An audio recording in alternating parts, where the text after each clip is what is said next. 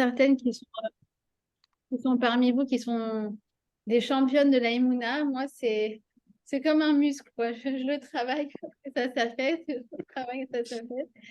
Et voilà, il y a des matins pas évidents comme aujourd'hui, mais Bezrat Hachem, ça va aller. Et voilà, si Dieu veut qu'on continue d'entendre des miracles.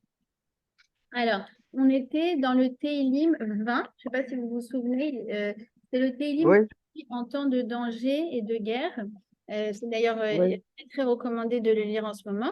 D'ailleurs, j'aimerais juste commencer par dire quelque chose qui a pas mal circulé de la part de nos rabbinim, c'est que il faut absolument, quand on fait la bracha, Baruch Ata Hashem Matir Asurim, il faut se concentrer vraiment mila bemila. Ça veut dire il faut prendre vraiment une demi-minute et se concentrer vraiment sur chaque mot.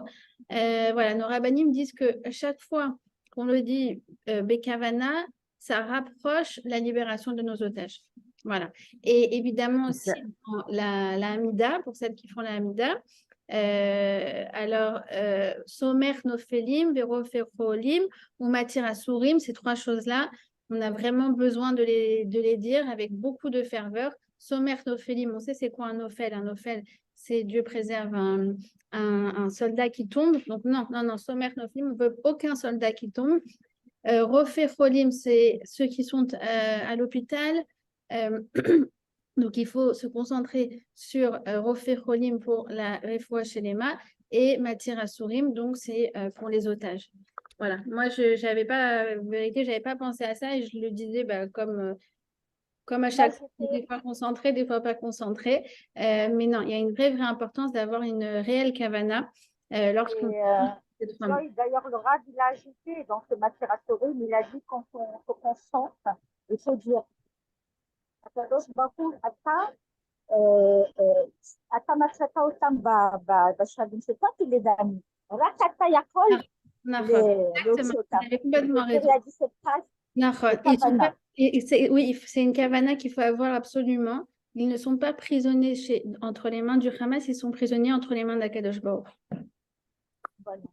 S'ils sont prisonniers entre guillemets, c'est bon signe parce que voilà, il suffit qu'ils le décident en une fraction de seconde. Alors ils vont être libérés. D'ailleurs, je vais commencer, mais vous me rappellerez que je dois vous raconter une histoire à propos d'une prise d'otage et de Baba Salé. Mais on va le faire dans le cours de notre étude parce que si on commence pas maintenant, on ne va pas commencer. Voilà, on s'était arrêté au verset numéro 6 où en fait on faisait référence à Nidgol. Nidgol, c'était, on disait qu'on allait brandir le drapeau.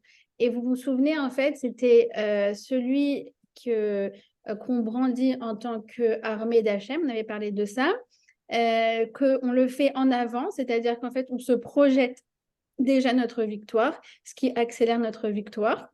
Et j'aimerais donc rajouter une troisième idée par rapport à cette idée donc, de Nidgol, de ce dégel, de ce drapeau. La notion de drapeau dans le judaïsme fait toujours allusion à la diversité du peuple juif. Vous savez, par exemple, quand on campait dans le désert, on était 12 tribus et chacune avait son drapeau.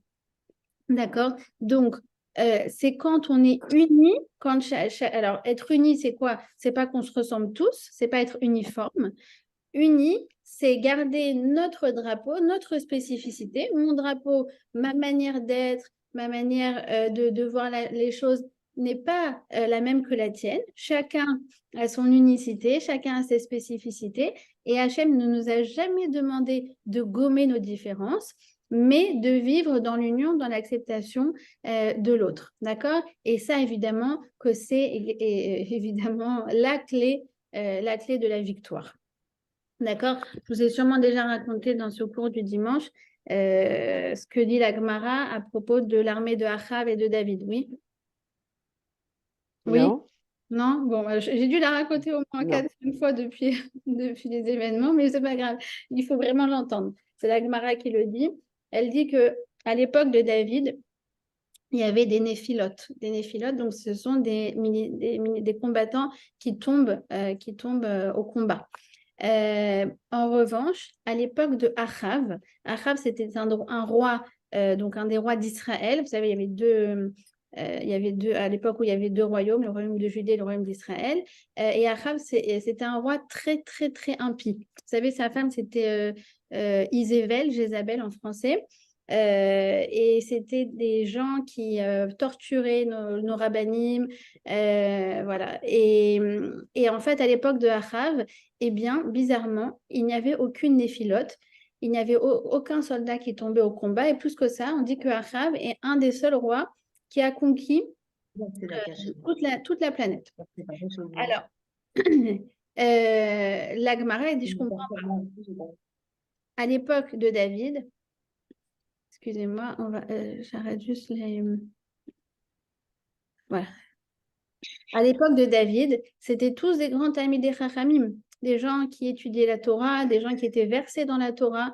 Et à l'époque de Achav, bien, Achav, il avait veillé à mettre une idole dans chaque rue. D'accord? Et il obligeait les Juifs à se prosterner devant les idoles. Donc, c'est pour dire à quel point le niveau était tombé très, très bas. Alors, je ne comprends pas. À l'époque de David, où c'était des grands tzadikim, il y avait des victimes, et à l'époque de Achav, il n'y en avait pas.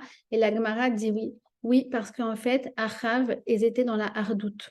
Ils étaient dans l'union, dans la fraternité, et il n'y avait pas de lachon hara entre eux, contrairement à l'armée du roi David. D'accord? Donc, on va revenir dessus dans le Télim numéro 120 qu'on va étudier aujourd'hui. C'est un des thèmes phares de David Ameller, justement parce que lui en a payé le prix. Il a demandé à Hachem pourquoi toutes ces néphilotes, et Dieu lui a répondu que c'était à cause du lachon hara, à cause de la médisance. Mais vous allez voir, c'est un thème qui va revenir énormément dans le cours aujourd'hui. D'accord? Alors, encore une dernière chose par rapport à ce nidgol, ce dégel. Eh bien, il faut savoir que il y a le Eben Ezra. Le Eben Ezra, donc Eben Ezra, c'est un Rishon. C'est quelqu'un qui a vécu à l'époque de Rachi, d'accord? Il était en Andalousie en XIIe siècle. Et comme tous les grands Rishonim, c'était pas seulement un rave et un commentateur, mais c'était aussi un astronome, un mathématicien, un philosophe, etc. Eh bien, il dit dans ce Nidgol, lui-même, lui, Ibn Ezra, il prophétise une grande victoire en Israël dans les temps futurs, où en fait on va avoir la même chose qu'à Hanouka, une poignée d'hommes qui constituera l'armée d'Israël va mettre en défaite des dizaines de milliers de nos ennemis. D'accord? Alors c'est incroyable de voir qu'il a écrit ça au XIIe siècle. D'accord? Alors est-ce qu'il prophétisait la victoire de 48 ou celle de 67? Je ne sais pas. Mais en tout cas, déjà, il prophétisait qu'on allait revenir sur notre terre et qu'on allait défaire une armée qui est bien plus nombreuse que nous, ce qui est assez impressionnant. D'accord? Alors, donc c'était le verset numéro 6. Le verset numéro 7, on va aller directement au verset numéro 8. C'est comme ça, c'est un verset très connu. Et les barechev et les basousi, vanachnu beshem Adonai Eloheinu nazkir. Alors, c'est un slogan. Ce verset, c'est un slogan pour toutes les générations. Ça veut dire quoi en français? Eux, ils se fient aux chars, les autres se fient à leurs chevaux, mais nous réclamons du nom de l'Éternel, notre Dieu. C'est-à-dire que les autres armées, elles font confiance à leurs moyens militaires, ils font confiance à leurs tanks, ils font confiance à leurs missiles, à leurs antimissiles, à toute leur technologie. Mais nous, contrairement à eux, on sait que tout ça, ça n'est qu'un moyen pour que Hachem nous envoie la victoire. On ne se repose pas sur ça, d'accord? Contrairement à eux, on sait que c'est un moyen dans lequel Hachem va nous faire réussir. Et ce n'est que par cet état d'esprit-là que l'on pourra réussir. Que ce soit clair. D'accord? C'est écrit comme ça donc, dans Sefer Devarim, que tout le tikkun qu'on a par rapport à notre souveraineté en Israël, c'est de sortir du Bekori ou Ve'otsem Yadi. C'est quoi le Kori ou Ve'otsem Yadi? C'est de croire que c'est par ta puissance, par ton dôme de fer, par ta technologie, par tes services de renseignement que tu vas réussir. Non, c'est par Hachem. Et Hachem va utiliser ces canaux pour envoyer la réussite parce que on a besoin d'un moyen physique pour attirer la réussite d'Hachem. Non, je ne suis pas encore sur le verset 120, je suis sur le verset 20. On n'avait pas fini la dernière fois. יעקב אבינו, ג'וי לדי, לא בחרבי, לא ביקשתי. יעקב אבינו. Nachon. Exactement. Alors, Jacob aussi, il a dit, j'ai vaincu par mon épée et mon arc. Et nos sages nous disent, c'est quoi l'épée et l'arc? C'est les tfilotes. C'est les tfilotes. D'accord? Et vous savez, il y a une prophétie comme ça de Élisha. On dit que Élisha, au moment où il y avait une guerre, en fait, il est monté dans le ciel et il a vu ce qui se passait. Et en fait, qu'est-ce qui se passe? C'est que quand une armée, elle défait l'armée d'une autre nation, en fait, juste avant dans le ciel, on a l'ange de la première nation qui a vaincu l'ange de l'autre nation. C'est ce que j'avais dit, ce qu'on avait vu dans le psaume numéro 27, les deux guerres du Ham Israël, c'est qu'en fait, c'est toujours à deux niveaux. Il se passe une guerre en haut qui a des répercussions en bas. D'accord? Et donc, Elisha, quand il est descendu, il a dit, c'est bon. Voilà, tout est géré. Puisque là-haut, ça s'est passé comme ça, en bas, ça se passera bien. D'accord? C'est comme quand on voit ça, on se dit tous les temps, tout ça, en fait, c'est comme des chevaux de bois. D'accord? Comme des enfants qui sont dessus, ils croient qu'ils font vraiment la guerre. Mais en vérité, la guerre, elle se passe à un niveau supérieur, bien évidemment. D'accord? Voilà. Ensuite, ce verset, il est vraiment fondamental. Hema kara'u venafalu vanachnu kamnu venit odad. Bon, alors, le Rav Hutner, il dit à propos de ce verset, qui ressemble à un autre verset d'ailleurs, qui nafalti kamti, où en fait, le même verset allie deux notions, la notion de la néphila, de tomber, de la chute, et la notion de la koum, c'est se relever. D'accord? La notion de la chute et la notion de se relever. Alors, il dit le Rav Hutner, il dit que à Nephila, ici-bas les kima. C'est-à-dire quoi? C'est-à-dire qu'en fait, le fait qu'on tombe bas, eh bien, c'est ça qui se relève, c'est ça qui fait qu'on se relève de manière spectaculaire. D'accord? C'est-à-dire quoi? C'est-à-dire que si on n'était pas tombé si bas, on ne serait jamais relevé aussi fièrement. Alors évidemment que ça fait référence déjà au niveau tout simplement militaire et sécuritaire. Ça a été une telle gifle pour Israël au niveau militaire, au niveau des renseignements. Je ne sais pas si vous avez vu, mais le Ramatkal, ça fait 6 semaines qu'on le voit à peine, quoi. Une apparition de temps en temps, mais il n'est pas là, quoi. D'accord? Il a très honte. Il a très, très honte de ce qui se passe. Alors, cette chose-là, ça fait que, en fait, notre frappe, eh bien, elle peut être, entre guillemets, proportionnelle à la catastrophe qu'il y a eu. D'accord? Si, entre guillemets, vous voyez ce que je veux dire? C'est-à-dire qu'au final, ça fait quand même 18 ans qu'on se tape on reçoit des missiles, d'accord? Dans tout le pays, d'accord? Bon, évidemment, particulièrement dans le sud, surtout que eux, ils ont 9 secondes, 15 secondes pour aller dans les Miklats. Et c'est comme si, voilà, on vivait comme ça. Mais en même temps, c'est complètement absurde. Il a fallu qu'on ait une claque pareille comme celle du 7 octobre pour dire, ça suffit maintenant. On va anéantir cette cellule de terreur. Et on va y aller, on ne va pas y aller de main morte. D'accord? Donc, évidemment que la néphila, c'est comme, si vous voulez, un arc qu'on a tiré là-bas et hop, qui est parti là-bas. C'est comme un élan, on a reculé, on a été très bas pour finalement repartir très, très loin. Mais évidemment, ça fait référence, comme on a dit, il y a toujours deux niveaux, d'accord? Les niveaux concrets, physiques, militaires, etc. Puis le niveau spirituel, on est tombé très bas ces derniers mois. au niveau des dissensions, au niveau des marloquettes, au niveau de la haine gratuite, au niveau du lachon hara. Moi, il y avait vraiment, j'allumais plus la radio, quoi. Je pouvais plus. Je savais que j'allais allumer la radio dans la voiture. J'allais encore entendre, et lui, il a dit ça, et lui, truc, et lui, machin. C'était une haine sans arrêt. Moi, j'habite à 5 minutes de Kaplan.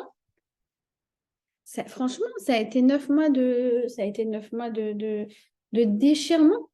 Et on a vraiment souffert de ça. Il y a quelques jours, j'ai été chez une dame qui habite à côté de chez moi. Je devais lui déposer un truc. Puis à la fin, elle s'est mise à pleurer. Et je lui ai dit, mais ça va, qu'est-ce que vous avez? Elle me fait, je ne sais pas comment ça va se finir, mais surtout qu'on ne retombe jamais là où on était. Je veux plus de ces marques locales. J'en veux plus. Elle m'a tellement touchée, tellement touchée. Franchement, j'avais envie de pleurer avec elle. C'est vrai qu'on a passé 9 mois très, très, très lourds. Très, très lourds. Et finalement, notre unité, c'est pareil. On a tellement tiré la corde très, très bas que Baruch Hashem, aujourd'hui, notre hardout, évidemment, elle est à la mesure de comment dire, de la gravité des dissensions qu'il y a eu entre nous. D'accord? Et aujourd'hui, la hardout, elle est on ne peut plus fort. D'accord? Je vais en parler aussi dans le verset numéro 120, puisque aussi David Ameller en parle énormément. Alors, je vais vous faire une petite parenthèse, je vais vous raconter l'histoire que je voulais vous raconter. Parce que justement, elle traite du Rav Hutner. Comme je vous ai dit, donc c'est le Rav Hutner qui nous a expliqué ce lien entre Kamti et Nafalti, d'accord, entre la gravité de la chute, mais qui finalement est un moyen pour se relever d'une manière d'autant plus belle, d'accord. Alors, sachez que le Rav Hutner, eh bien, il a lui aussi été pris en otage. Il a été pris en otage par les Jordaniens. Alors, je ne sais plus c'est à quelle époque, il faudra que je vérifie. Mais visiblement, c'était, je pense, avant la guerre de 67. Il faudra que je vérifie. En tout cas, en fait, c'était une époque où les Jordaniens ont détourné 3 avions et ont pris tous les passagers en otage. Et Laura Woutner a fait partie donc de ce groupement malheureux de passagers qui ont été pris en otage. D'ailleurs, à ce propos, Laura Woutner, déjà à l'époque, avait dit que les Ishmaélim, les islamistes, étaient pires que les nazis. Lui, il a connu les nazis, et il a connu la prise d'otages. Il a dit qu'ils étaient pires. Pourquoi? Parce que les nazis essayaient de dissimuler leurs méfaits, leurs crimes, leur cruauté, tandis que les Ishmaélim en étaient très fiers. C'est exactement ce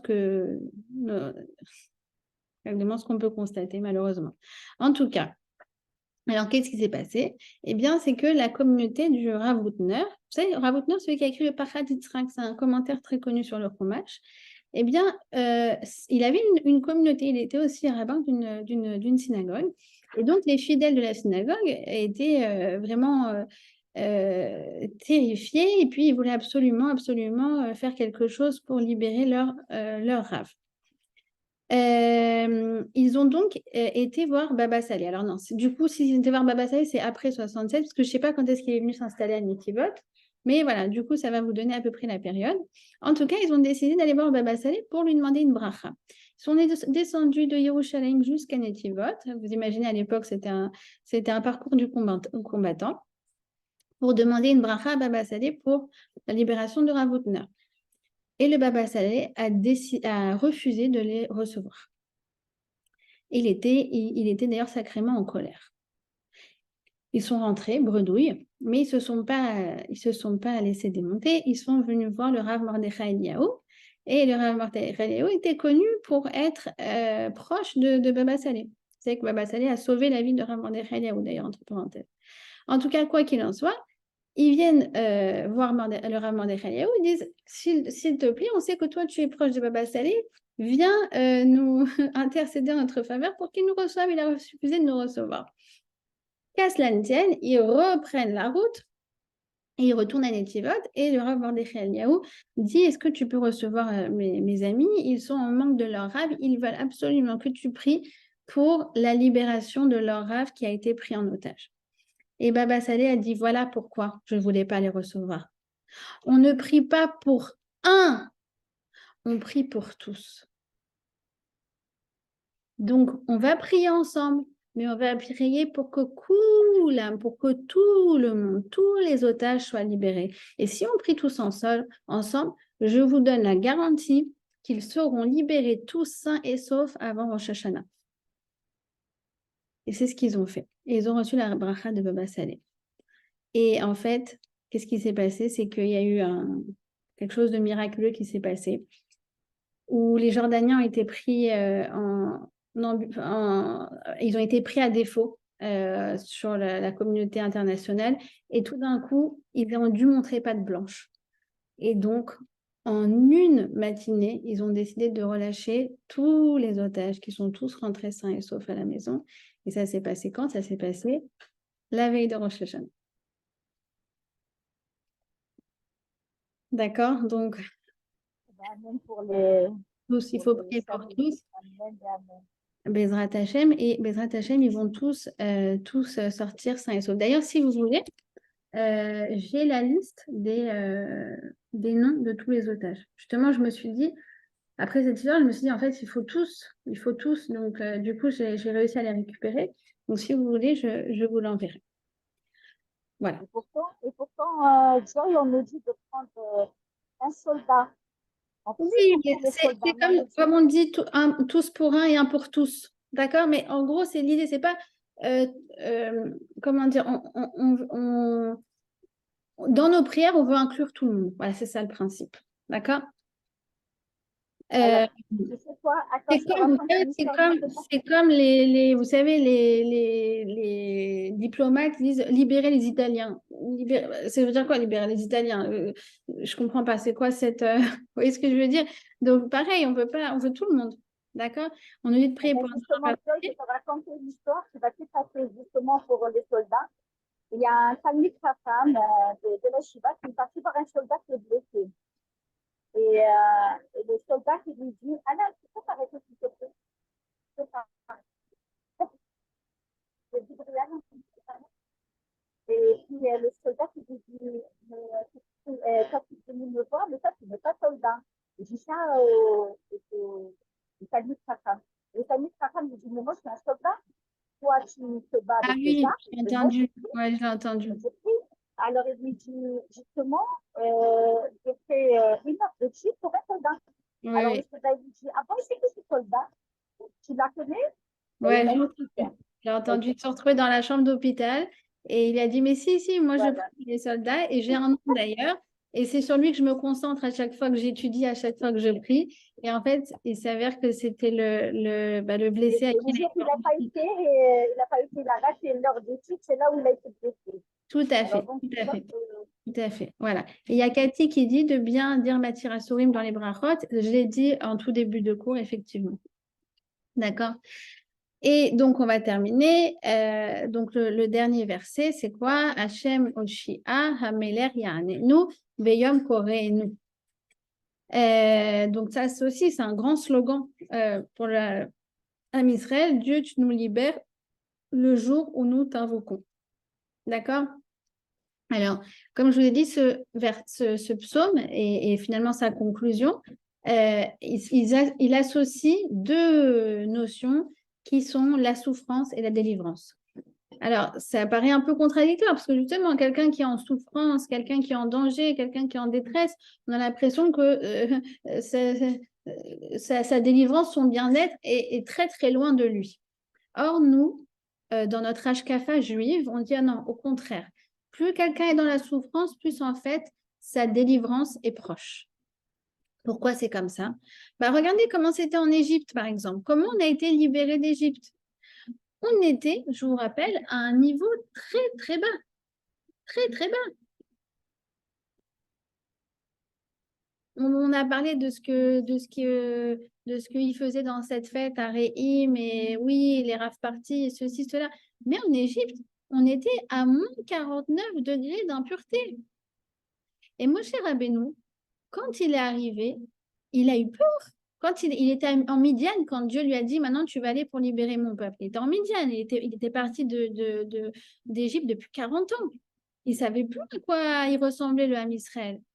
il est arrivé, il a dit, mais c'est ça c'est l'homme Israël, le Hamani frère, le peuple élu, Mamlechet Kohanim, la nation sainte, c'est ça?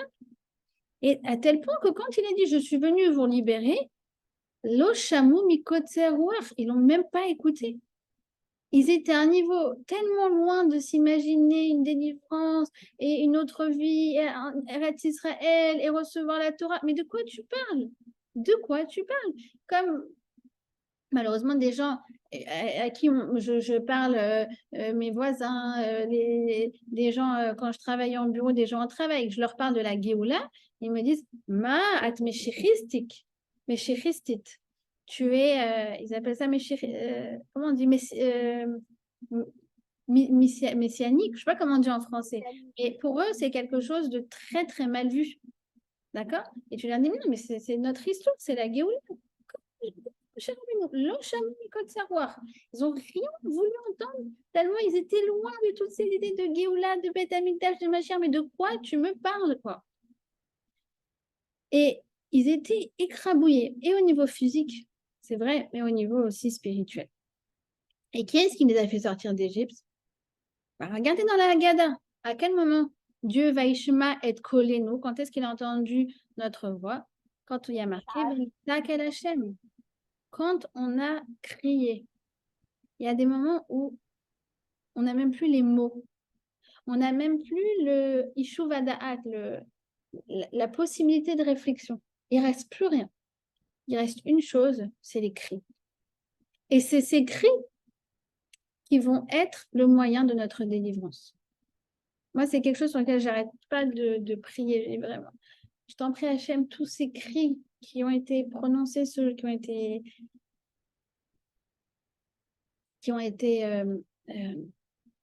sont sortis ce jour-là. Écoute-les. Écoute-les et fais un miracle et une délivrance à la hauteur des cris que tu as entendus. C'est très, très puissant. Parce qu'il n'y a que les Juifs pour penser ça. Dans toutes les autres nations, c'est la catastrophe, c'est la déprime, c'est le désespoir. Non, non, non, nous on dit plus on est tombé bas, plus d'aller de délivrance à les proches. D'accord? C'est ce qu'on voit aussi d'ailleurs dans le, je ne sais pas si on l'étudiera un jour, mais le Télim Kaf Bet, le Télim qu'a écrit Esther Amalka. Encore une fois, il y a Marc Loquet, c'est David Ameller qui l'a écrit ou Esther Amalka, mais bon, peu importe. En tout cas, elle dit Ayelet HaShachar. C'est quoi Ayelet HaShachar? Shachar, c'est l'aube. En fait, l'aube arrive au moment où l'obscurité est la plus intense. Et ça, c'est très paradoxal. Pourquoi? Parce qu'en fait, plus tu tombes dans l'obscurité, plus en fait tu te rapproches de la lumière. D'accord? Et ça, c'est une pensée juive. Et c'est une pensée, on va dire, qui défie le rationnel, mais c'est la pensée à laquelle on doit se raccrocher. D'accord? C'est très, très, très important. Je me le dis à moi-même parce que moi, je suis quelqu'un de... J'ai un esprit très analytique. Donc, du coup, vous savez, les gens analytiques, ils sont un peu pessimistes. D'accord? Donc, moi, je fais non, non, non, non, non, non. Plus ça va pas, plus ça va aller. Je vous dis, j'update mon disque dur plusieurs fois par jour. Ça va aller. Comme il dit Rav Jacobson, il est tov, od me'at yetov. Tout va aller et Bezrat Hashem, très rapidement, tout ira très bien. Alors, donc maintenant, ce que je voudrais étudier avec vous, c'est le Tehillim 120. Alors, à mon avis, il est tellement riche que du coup, on va pas tout faire aujourd'hui. Mais bon, il y a tellement d'actualité, c'est incroyable tout ce que le roi David il a entreaperçu. D'accord? Alors, oui, Gaël, quelqu'un veut poser une question? Non, ok. Alors, je n'ai pas la traduction en français. Où est-ce que je peux l'avoir la traduction en français? Attendez, je vais le trouver en...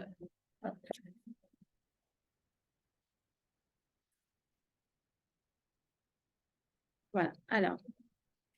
Donc, Shir Amalot, El Hashem, Betsarata li karati veyaneni. Cantique des degrés, on va expliquer ce que ça veut dire. Vers l'Éternel, j'ai crié ma détresse et il m'a exaucé. Vous voyez que c'est encore le même lien entre le cri et la délivrance. Hachem Atila Nafshi, Mitzvah Sheker ou Milachon Remia. On va en parler de ça. Seigneur, délivre-moi des lèvres mensongères et de la langue perfide. Maïten lecha ou maïosif lecha lachon remia. Quel profit te donne, quel avantage cette langue perfide? Chitze gibor, shnunim im gachale retamim. Pareil, elle ressemble aux flèches des guerriers, aiguisées au charbon ardent des genêts. Le genêt, c'est une sorte d'arbre, rotem. Oyali, qui gati mesher shachanti im oale kedar. Malheur à moi pour avoir séjourné à Mécher, on va voir à qui ça fait référence, et demeurer près des tentes de Kedar, on va voir à qui ça fait référence aussi. Rabat, Shachna, la nafshi, im sonné shalom. Trop longtemps mon âme a vécu dans le voisinage de ceux qui haïssent la paix, si vous voyez ce que je veux dire. Ani shalom, vechi adaber, et malamilchama. Moi, je suis tout entier la paix. Et je proclame la paix, et eux ne méditent que la guerre.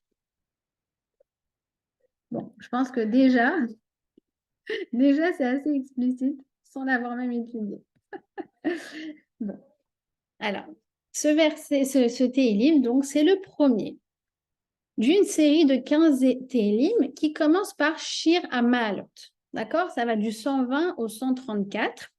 Le seul qui est un peu différent, c'est le 121 que vous connaissez toutes, Shir, la Ma'alot et Sa et Naï. Vous remarquez que là, ce n'est pas Shir Amalot, c'est Shir la Ma'alot. Donc, quand on étudiera le 121, je vous expliquerai pourquoi.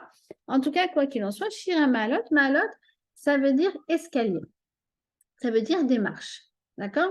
Alors, ces Télim, les 15 Télim, eh bien, David les a écrits à l'intention de qui? De nos Lévi'im.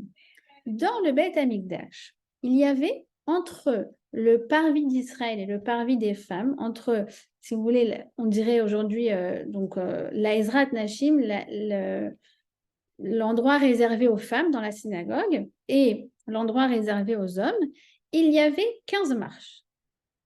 Et chaque jour, nos Lévi'im, qui étaient donc ceux qui servaient dans le Beth Amikdash, mais ceux aussi qui chantaient. Il y avait une chorale. D'accord, dans le Beth Amikdash, j'ai trop hâte, Bezrat Hashem, d'entendre cette chorale à nouveau.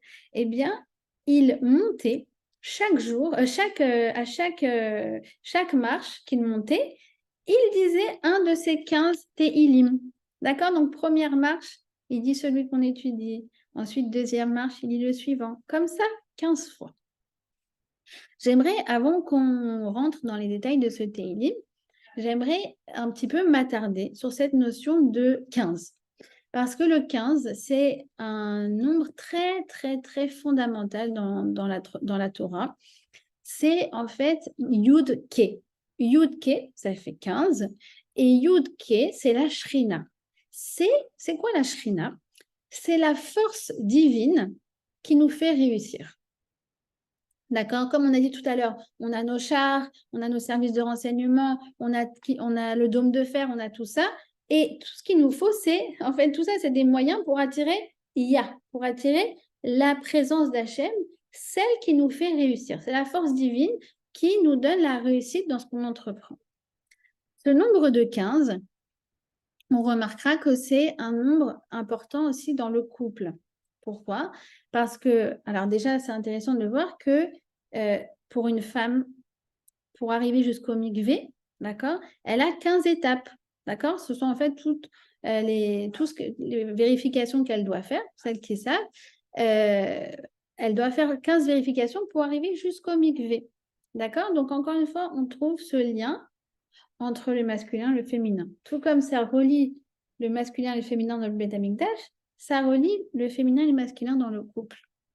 Et le Yud-Ke, c'est la Shrina, qui vient s'unir avec eux sous la choupa. Quand un couple se marie, c'est quoi la différence entre le avant la choupa et le après la choupa? Qu'est-ce qui a changé? Eh bien, ce qui a changé, c'est qu'ils rentrent à 2 et ils sortent à 3. C'est quoi 2 et 3? En fait, le troisième, c'est la Shrina qui vient s'unir avec eux sous la choupa. C'est quoi la Shrina? C'est une énergie qui fait réussir le couple, qui soude le couple. C'est comme un aimant, D'ailleurs, en français, vous voyez que aimant, aimant. Ils s'aiment, d'accord? Ils sont aimants. Et ils ont la shrina. La shrina, c'est l'aimant, d'accord? Ils s'aiment et ils sont attirés comme un aimant. D'accord? C'est à quoi qu'ils sont attirés comme un aimant? Ça veut dire qu'ils vont arriver à passer outre. Ça veut dire que ils vont chercher le positif dans toutes les situations, etc., etc. D'accord? C'est cette force-là, comme les goïms, ils ont repris, si vous voulez, le Cupidon, d'accord? Les Avdil ben Elef Avdalot, c'est ça la shrina qui les unit, d'accord? Le 15, c'est un nombre très intéressant. C'est ce qu'on retrouve aussi le soir du Seder de Pessah. On retrouve 15 étapes. Les 15 étapes du Seder. Kadesh, Uchatz, Karpas, Yachatz, etc. Vous remarquerez, c'est 15. C'est les 15 étapes de la délivrance. Et dans le Dayenu, d'ailleurs, on retrouve aussi Elou, Elou, Elou, Elou, Lotzianu, Misraim, Dayenu. On retrouve encore une fois 15. D'accord?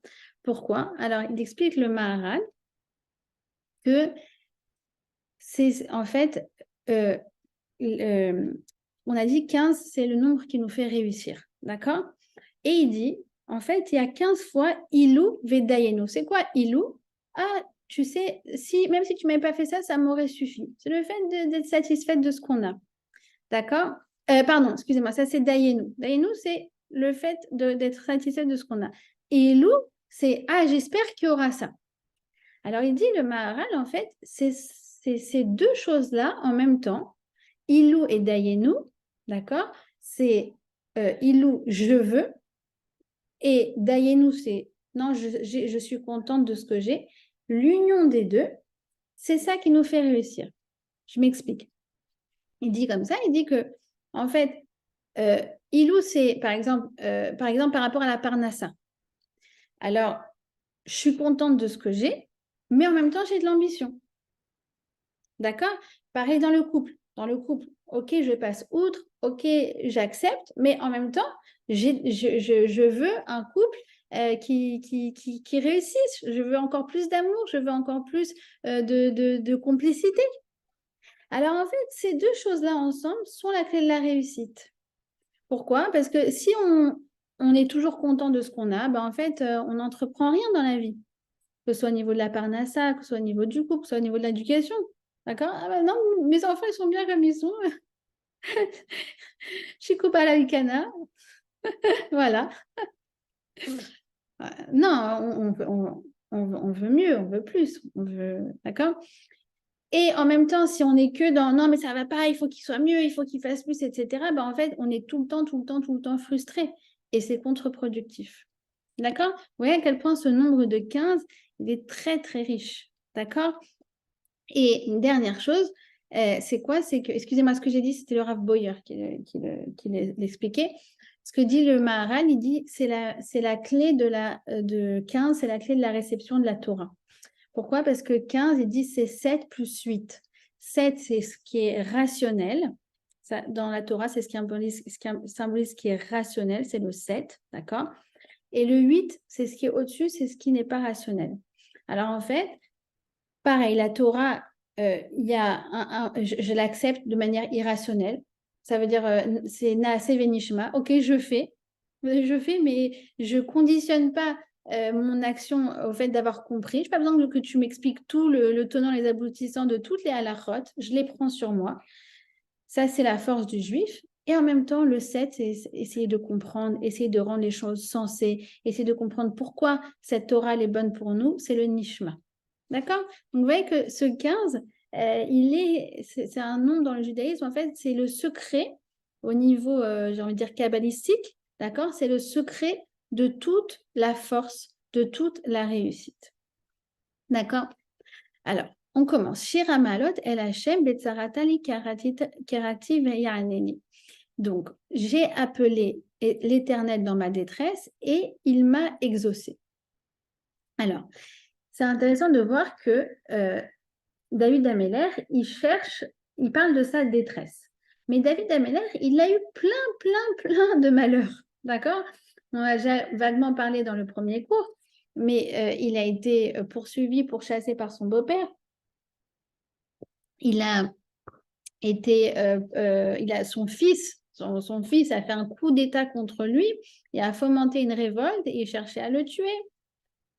Pendant toute sa jeunesse, il a été la risée de toute sa famille.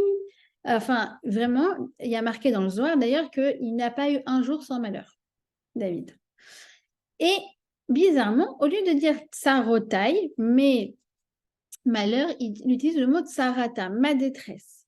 Pourquoi? Parce qu'il dit, je veux chercher la cause de tous mes malheurs.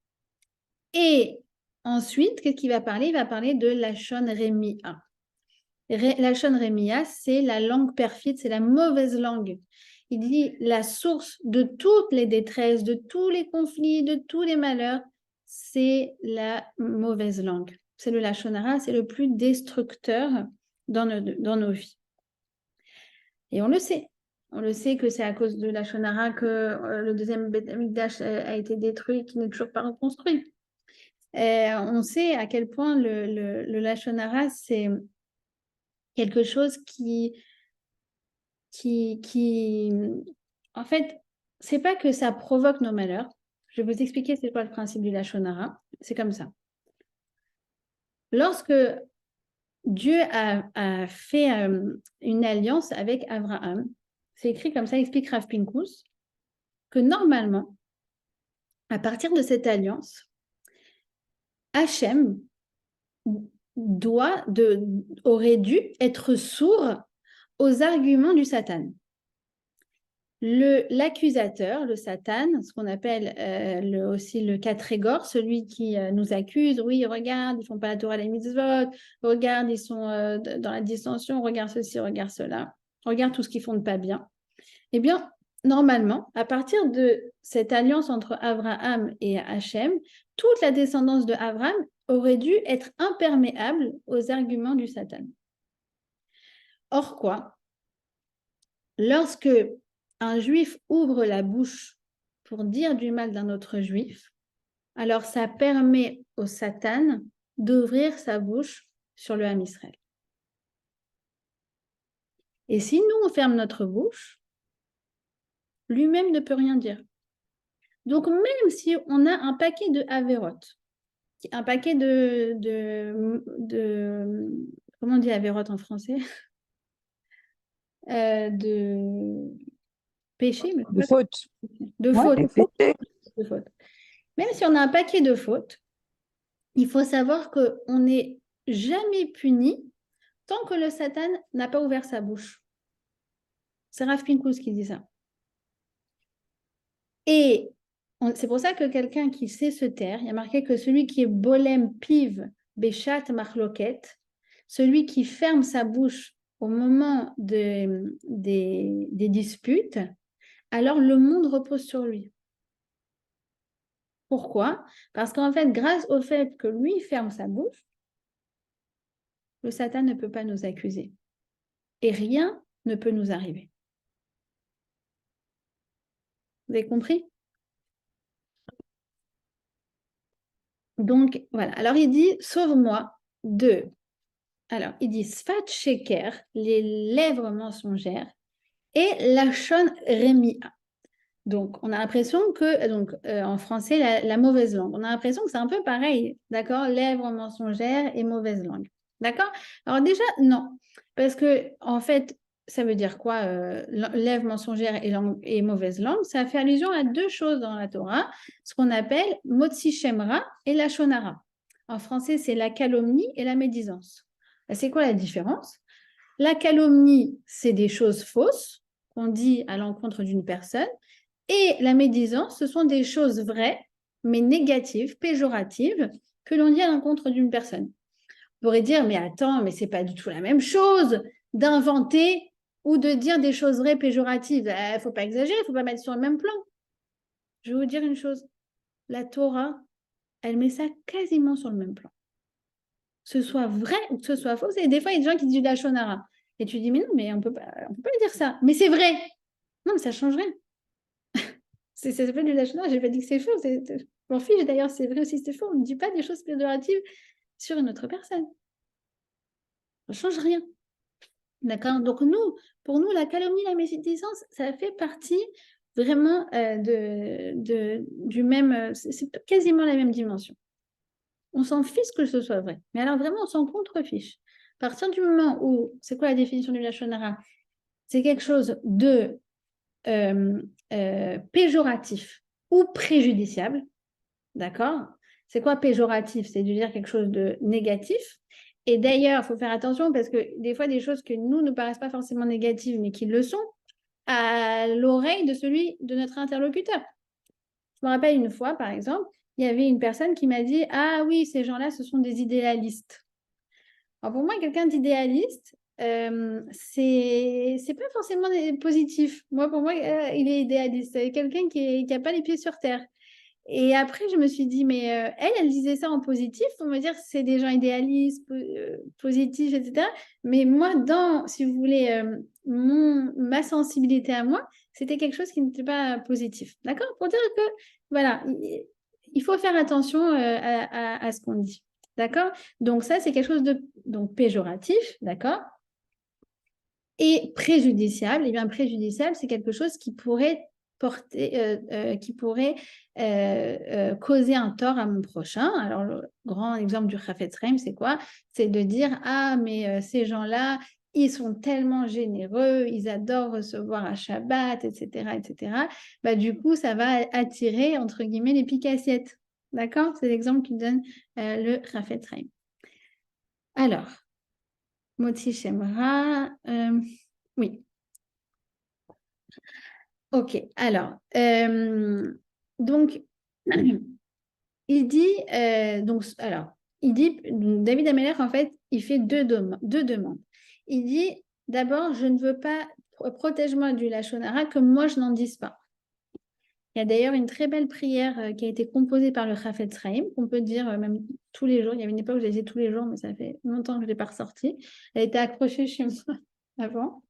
C'est pour demander à Hachem de nous protéger, de ne pas dire du Lachon Hara. On tombe tellement facilement dedans. Tellement facilement dedans. Et d'ailleurs, entre parenthèses, je vais vous dire une chose. Il dit, Rabbi Yaakovson, moi, ça m'a fait beaucoup de bien d'entendre ça. Il dit, ne croyez pas, je parle de gens comme vous, comme moi, qui essayons de nous travailler, d'accord? Qui avons certaines ambitions spirituelles et qui avons une certaine sensibilité, d'accord? Qui ne sommes pas parfaites, hein, peut-être vous, mais pas moi en tout cas. Il dit, la plupart du temps, quand vous dites du Lachon Hara, il s'adresse à nous, d'accord? Il dit, votre intention n'est pas de nuire à ceux dont vous parlez. Très souvent, votre intention est de vous unir à celle avec qui vous parlez. Je m'explique. La voisine du deuxième croise la voisine du troisième. Et la voisine du troisième, elle fait: ah, t'as vu, hein, celle du quatrième, elle a pas voulu signer le truc pour avoir l'ascenseur, machin, quand même. Voilà. Celle du deuxième, elle se joint à elle. Bah oui, franchement, c'est pas cool, non, on voulait ça, etc. C'est pas qu'elle voulait nuire à l'autre, c'est qu'elle voulait créer de la complicité avec celle avec qui elle parle. Et quand j'ai entendu ça travailler comme ça, je me suis dit, mais c'est vrai en fait. On ne veut pas nuire, c'est pas ça notre intention. Mais c'est vrai que quelqu'un qui parle, bah, finalement, tu tombes toi-même facilement dans ce travers-là, tout simplement parce que bah, tu te joins à la conversation et du coup, bah, cette personne-là, qui devient, entre guillemets, notre adversaire dans la conversation, fait que nous deux qui parlons, nous nous sentons plus proches. C'est incroyable, hein? Enfin, moi, j'avais trouvé ça personnellement incroyable. Et du coup, voilà, bien sûr que ça ne nous réduit pas notre vigilance, le degré de vigilance qu'on doit avoir, mais aussi, comment dire, ça fait qu'on ne va pas en plus s'accabler, s'affliger. Pourquoi j'ai dit ça? Pourquoi je suis une méchante personne? Non, je ne suis pas une méchante personne. Je suis une personne faible qui est tombée dans les filets de conversation de couloir ou de palier ou de ce que vous voulez ou au travail aussi. Malheureusement, c'est comme ça. J'ai vécu ça aussi beaucoup au travail. Et il faut faire attention à ça. D'accord? Donc, il demande que lui-même, il ne dise pas du Lachon Hara. Et deuxièmement, qu'il ne souffre pas des calomnies qui circulent sur lui. D'accord? Alors, le Rav Zamir Cohen, il pose la question, il dit, c'est quoi la différence entre Sfat Sheker et Lachon Remia? Alors, Sfat Sheker, il dit, donc c'est la langue mensongère.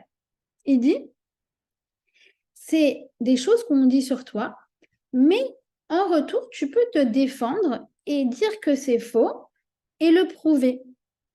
D'accord? Ah, on a dit ça sur moi, ben non, je vais vous prouver que j'ai pas de blanche.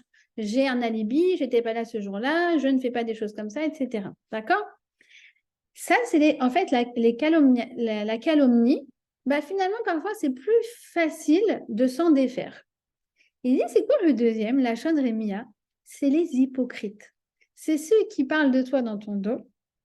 Et si tu vas les voir, ils vont nier. Ils vont dire, ah non, je n'ai pas vraiment dit ça. Mais en fait, du coup, tu peux rien faire. Vous voyez ce que je veux dire?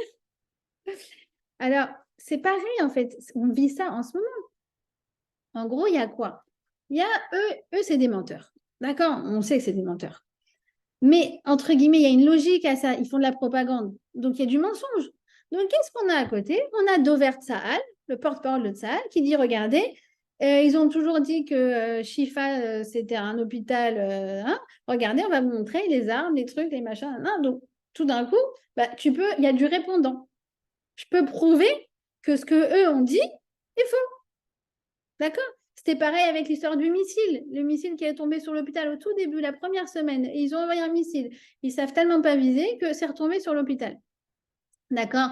Et je ne sais pas si vous vous souvenez, mais en 2 minutes, tous les grands titres du New York Times, du Figaro, du machin, que c'était nous. Ils ont dit que c'était nous qui avions tiré dessus.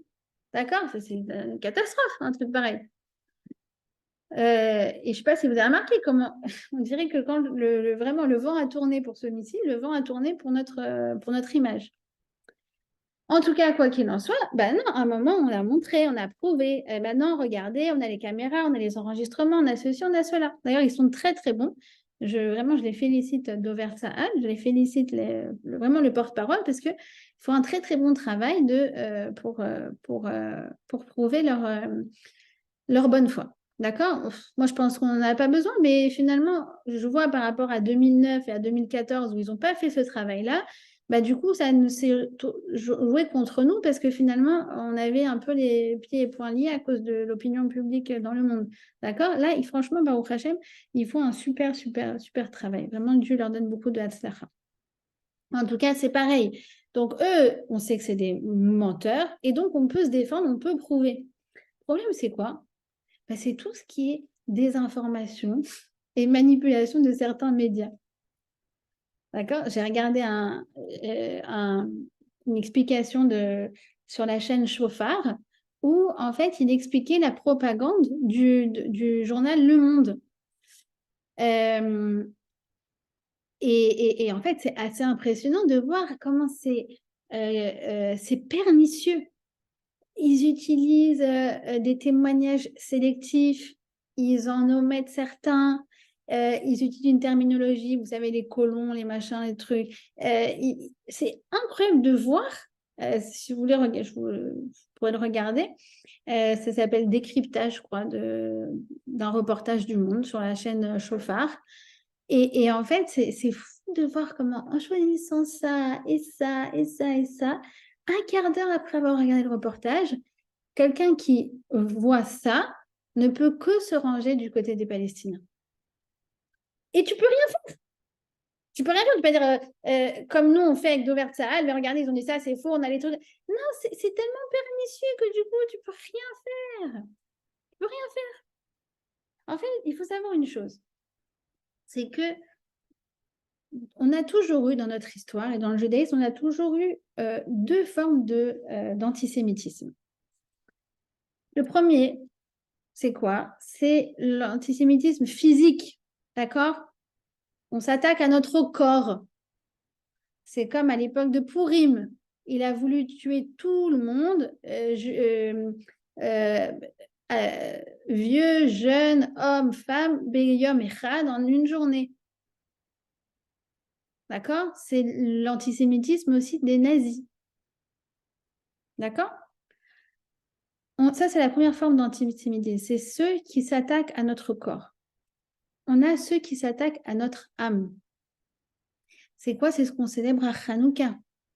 En Grèce, d'accord, sous l'Empire grec, Yavan, ils nous acceptaient, vous pouvez rester, il n'y a pas de problème, mais vous devez vous assimiler. Vous devez vous assimiler, vous n'avez pas le droit de faire vos lois, vous n'avez pas le droit de faire ceci, vous n'avez pas le droit de faire cela. On s'attaque à notre âme. Vous remarquerez qu'au XXe siècle, on avait les deux, parce qu'on avait les nazis d'un côté, et à l'Est, on avait les communistes. Les communistes, ils nous laissaient. Mais attention à toi si tu fais la Brit Mila. Attention à toi si tu manges du pain à Pessah.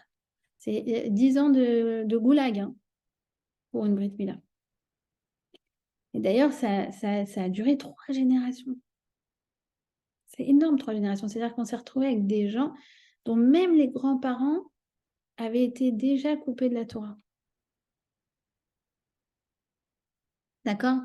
Et on a une troisième. Donc, on a ceux qui s'attaquent à notre corps, on a ceux qui s'attaquent à notre âme, et on a ceux qui s'attaquent à notre image. Et ça, finalement, c'est assez récent. C'est l'antisémitisme de post-guerre mondiale, quoi. Et David Ameller, c'est fou, parce que lui, il a vécu ça. Et comme, je ne sais pas si je vous l'ai dit dans l'introduction des Télim, mais David Ameller, il a aperçu, à travers son histoire personnelle, il a entreaperçu l'histoire collective du peuple juif. Avant, le fait de salir l'image du peuple juif, ça n'existait quasiment pas. Aujourd'hui, c'est devenu l'arme ultime de l'antisémitisme du XXIe siècle dans une société civilisée. Et c'est fou de voir qu'à travers cet événement où lui-même il a été victime de calomnie, ben, il a consacré un télim entier pour dire, vous allez voir à quel point cette chose-là, ça va faire partie de notre histoire à un moment. À quel point ça va nous parler. À quel point ça va faire partie de notre réalité. C'est fou de se dire que quelqu'un qui se balade avec une kippa en route l'arrête est tremblant de peur parce qu'il sait qu'il peut se faire frapper. Mais c'est à cause de quoi? C'est à cause de tous les médias. C'est pas à cause de la situation. Non, il ne faut pas mélanger les choses. C'est à cause de l'interprétation que les médias font de la situation. Ça nous cause du tort. Ça nous unit aussi, ça nous unit grandement. D'accord? Je vais terminer sur une note positive. Je ne sais pas si vous avez vu cet Américain là un Américain tout tatoué et tout. Alors, comme ça, il partage un témoignage du moi. Oui, juif, je savais globalement ce que ça voulait dire, d'accord, mais bon, c'est tellement secondaire dans mon identité. Et depuis, voilà, depuis le 7 octobre, et de voir tout ce qui se passe et le tapage médiatique qu'il y a sur Israël et toute cette résurgence d'antisémitisme, et ben, ça fait que ben, je me sens beaucoup plus juive qu'avant, beaucoup plus fort, beaucoup plus lié à Israël, beaucoup plus lié à la Torah, beaucoup plus lié à la terre d'Israël. Donc voilà, finalement, vous voyez encore une fois, on termine sur cette notion que bah, comment dire, la détresse, elle engendre la délivrance. Parce que du coup, nos ennemis, ils ont voulu nous atteindre, mais ils n'ont jamais créé autant d'union au sein du peuple juif. Et cette union, ça va leur retomber dessus. Parce que je vous dis, tout se passe en haut, d'accord? Donc au niveau des anges, ils sont déjà morts. Et bien comme il faut. Ils ne se rendent pas compte de tout ce qu'ils ont provoqué dans l'âme Israël. Ils ne se rendent pas compte. Ils se rendent pas compte. Est-ce que ça va leur retomber dessus, Bezrat Hashem. Voilà. Alors, est-ce que vous avez des questions?